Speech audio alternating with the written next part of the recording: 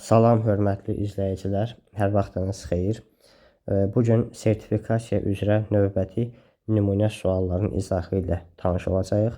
Sualların PDF versiyasını Telegram qrupumuzdan əldə edə bilərsiniz. Birinci suala baxaq. Cədvələ əsasən düzgün bəndi müəyyən edin. Burada Türk dövlət və qurumları, onların yerləşdiyi iqlim qurşaqları göstərilibdir. Doğru olanları seçək. Tıva. Subtropik iqlim qurşağı və mülayim iqlim qurşağı. Subtropikdə yox, mülayimdə yerləşir Tıva ərazisi. Bir yanlışdır. 2. Sinçizyan Uyğur həm subtropik, həm də mülayim iqlim qurşağında yerləşir. Doğrudur. Tataristan mülayimdə yerləşir, subtropikə düşmür. 3 yanlışdır. Özbəkistan həm mülayim, həm də subtropikdə yerləşir. Yanlışdır. 5. Başqırdistan subtropikdə yox, mülayimdə yerləşir. 5 doğrudur. Sualın doğru cavabı olacaq C variantı 2 və 5. İkinci suala baxaq. Müvafiq olaraq Volqa-Ural və Şimali Qafqaz regionunda yerləşən türk dövlət qurumlarını müəyyən edin.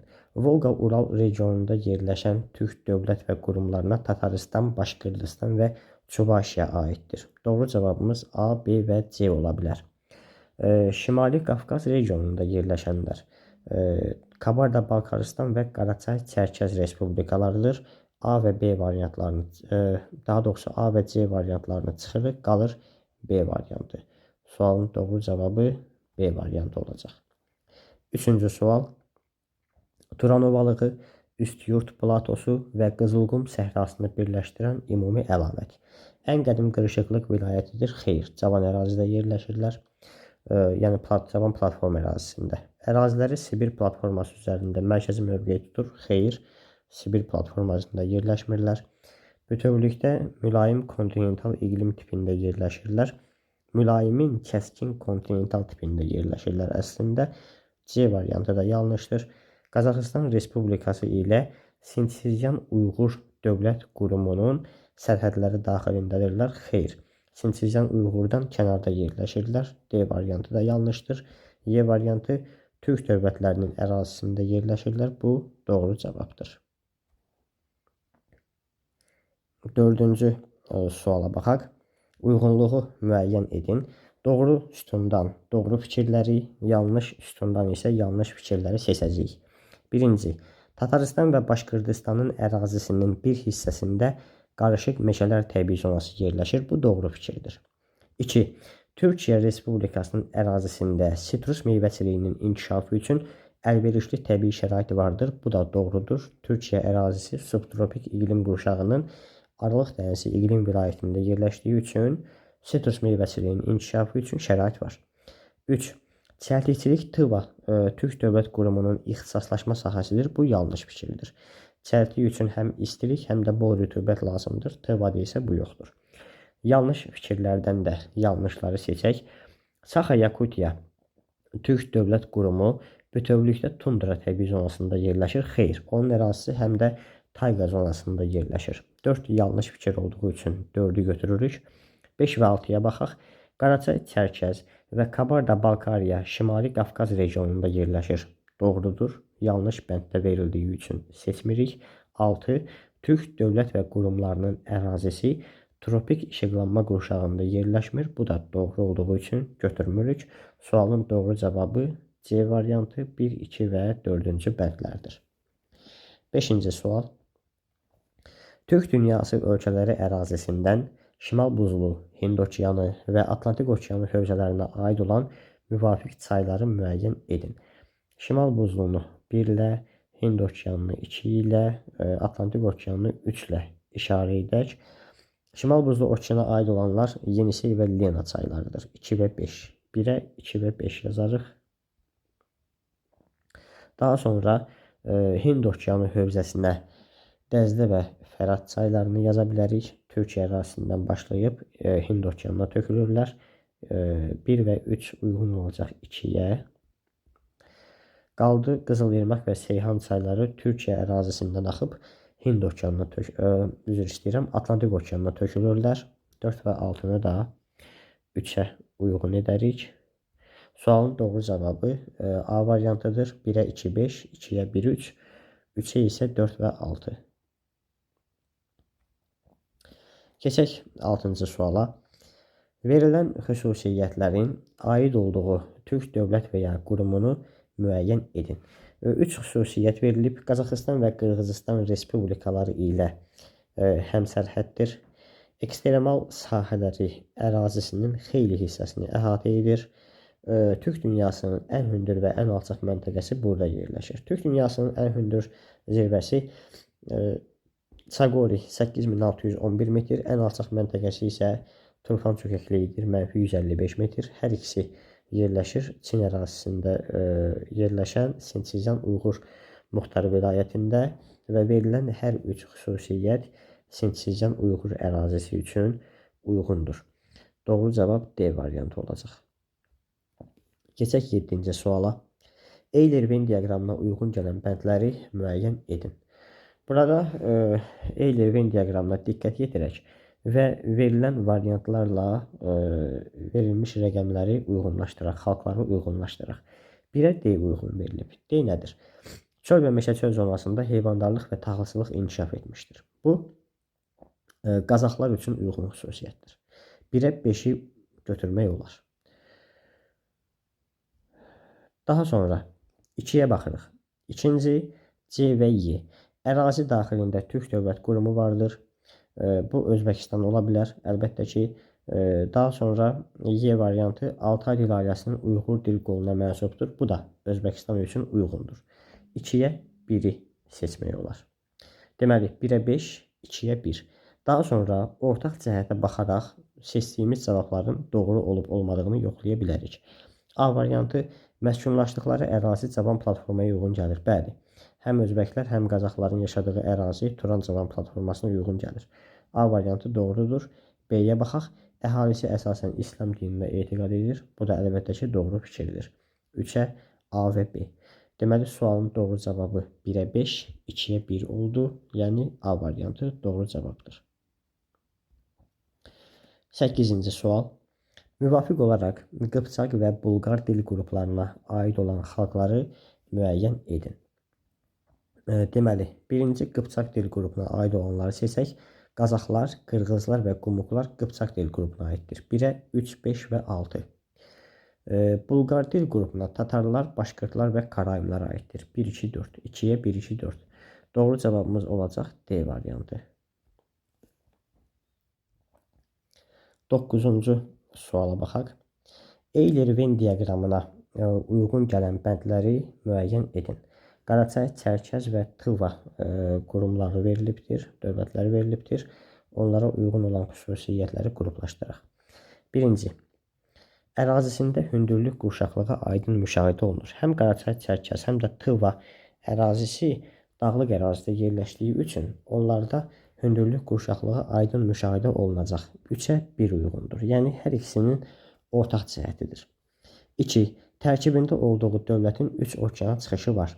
Həm Qaraçay, Çərkəz, həm də Tıva Rusiya Federasiyası ərazisindədir və Rusiyanın da 3 okeana çıxışı vardır. 2. Yenə də hər ikisinin ortaq cəhətidir.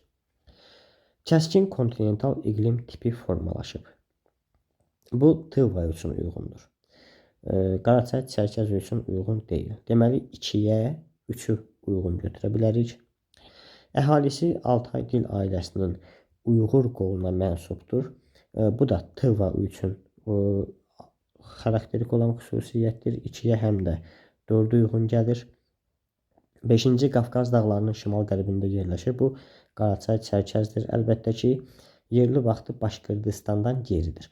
Yerli vaxtı Başqırdistandan geri olmağı üçün bu ərazi Başqırdistandan qərbdə yerləşməlidir. Tıva isə Başqırdistandan şərqdədir. Ancaq Qaraçay, Çərkəz Başqırdistana nisbətən qərbdə yerləşdiyi üçün yerli vaxtı da oradan geridir.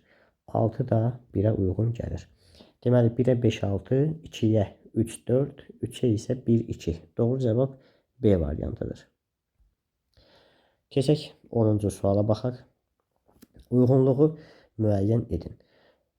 Uyğunluğu müəyyən etmək üçün əgər fikir yanlışdırsa qarşısında yanlış yazılmalı və yaxud fikir doğrudursa qarşısında doğru yazılmalıdır. A variantı. Verxoyansk dağları ən şimalda yerləşən Türk dövlət qurumunun ərazisindədir. Bəli, bu doğrudur.